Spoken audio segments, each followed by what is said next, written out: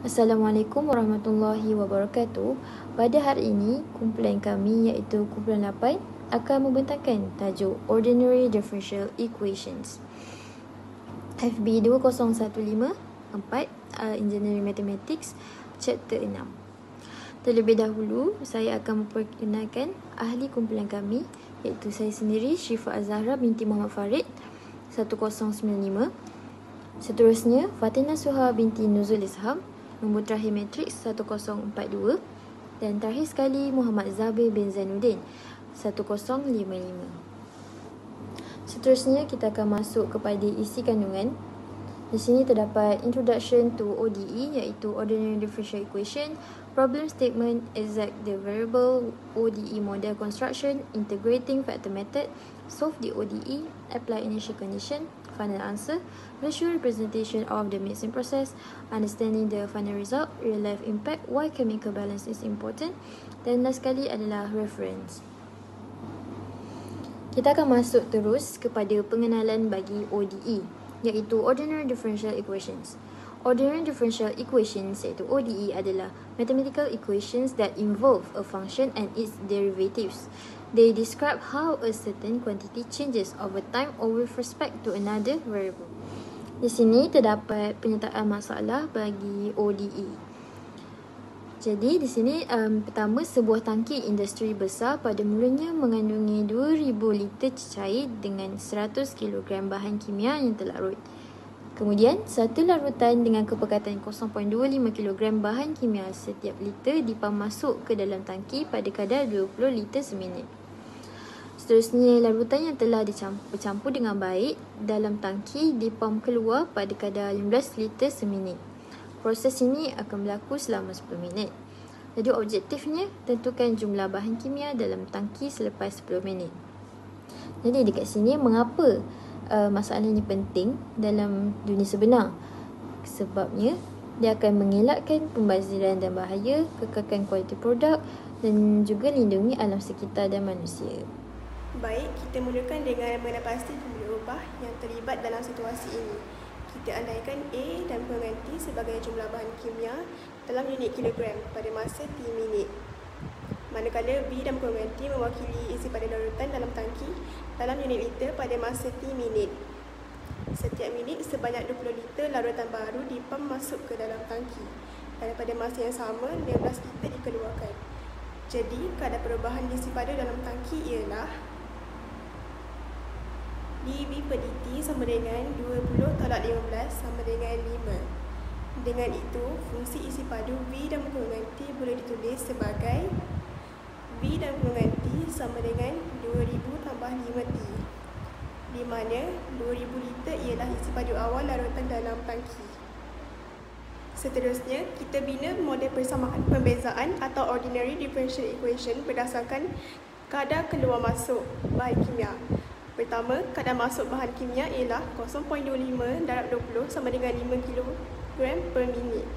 Kemudian, kadar bahan kimia keluar bergantung kepada kepekatan semasa dalam tangki, iaitu A dan golongan T per V dan golongan T darab 15 sama dengan 15 per 2000 tambah 5T darab AT.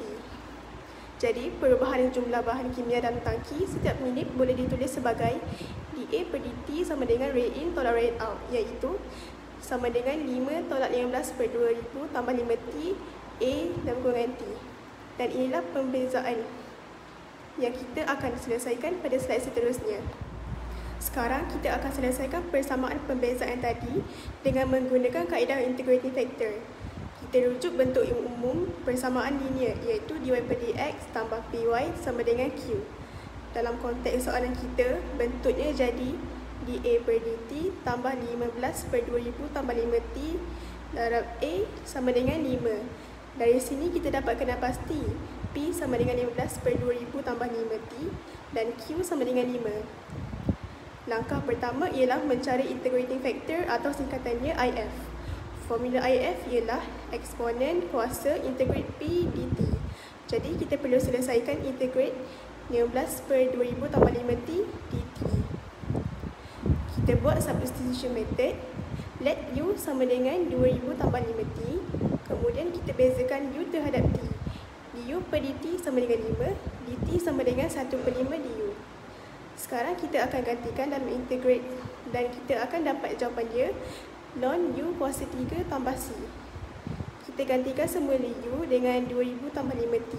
Maka kita akan dapat 3 ln 2000 tambah 5t tambah c. Jadi integrating factor kita ialah if sama dengan eksponen kuasa ln u kuasa 3 sama dengan 2000 tambah 5t kuasa 3. Sekarang selepas kita dapat integrating factor iaitu 2000 tambah 5t kuasa 3, kita akan selesaikan persamaan dengan menggunakan formula kaedah integrating factor iaitu yif sama dengan qif dx. Dalam kes kita, A 2000 tambah 5t kuasa 3 sama dengan integrate 5 darab 2000 tambah 5t kuasa 3 dt. Untuk memudahkan pengiraan, kita buat substitution method sekali lagi. Kita biarkan u sama dengan 2000 tambah 5t dan bezakan u terhadap t iaitu du per dt sama dengan 5 dan dt sama dengan 1/5 du. Sekarang kita akan gantikan semula dalam persamaan dan kita selesaikan sehingga kita dapat A sama dengan u kuasa 4 per 4 u kuasa 3 tambah c per u kuasa 3. Sekarang kita akan tentukan nilai pemalas c dengan menggunakan syarat awal dalam soalan tadi. Kita tahu pada awalnya iaitu ketika T sama dengan kosong, jumlah bahan kimia dalam tangki ialah 100 kg. Jadi kita gantikan dalam persamaan umum yang kita telah dapat tadi, iaitu A dalam kurungan T sama dengan dalam kurungan 2000 tambah 5T kuasa 4 per 4 darab 2000 tambah 5T kuasa 3 tambah C per 2000 tambah 5T kuasa 3. Kita permudahkan jadi A dalam kurungan T sama dengan dalam kurungan 2000 tambah 5T per 4 tambah C per dalam kurungan 2000 tambah 5T kuasa 3.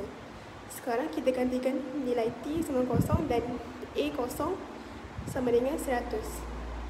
Dan kita akan dapat nilai C sama dengan negatif 3.2 darab 10 kuasa 12. Akhirnya kita gantikan semula nilai C ke dalam persamaan. Dan ini adalah persamaan lengkap untuk mencari jumlah bahan kimia dalam tangki pada sebarang masa T selepas kita ambil kira syarat soalan yang diberikan tadi. Ini adalah jalan kira untuk mendapatkan jawapan akhir.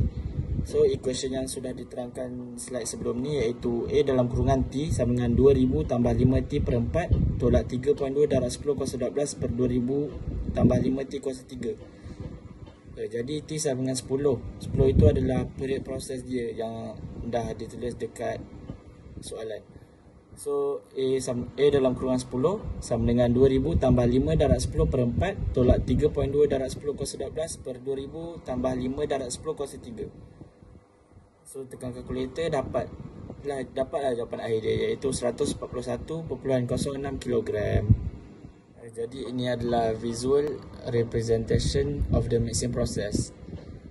Jadi gambar ini kami generate menggunakan AI yang menunjukkan bahawa 0.25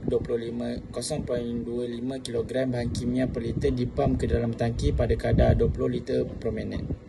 So ini adalah pam yang keluar iaitu 15 liter per minit.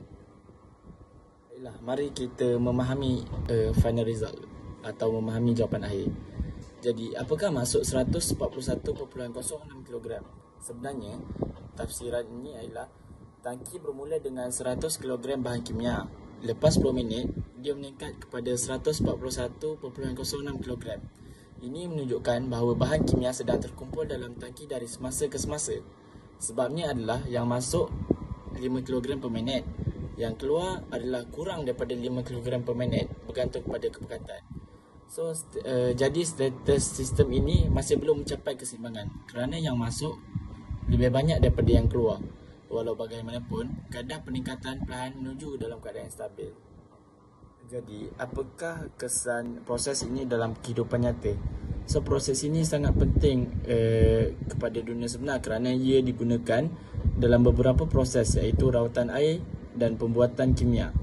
Pengumpulan yang tidak terkawal pula mempunyai kelebihan dan kekurangan. Kelebihannya salah satunya adalah engineer iaitu jurutera dapat meramal dan mengawal kepekatan kimia.